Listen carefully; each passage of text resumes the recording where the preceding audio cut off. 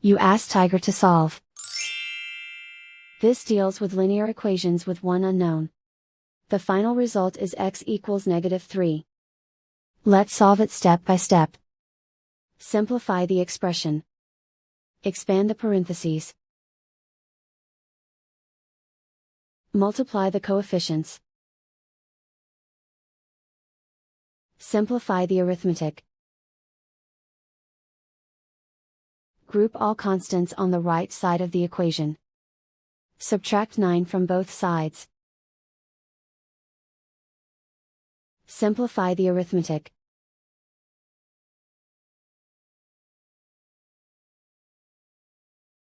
Isolate the x. Divide both sides by 12. Simplify the fraction.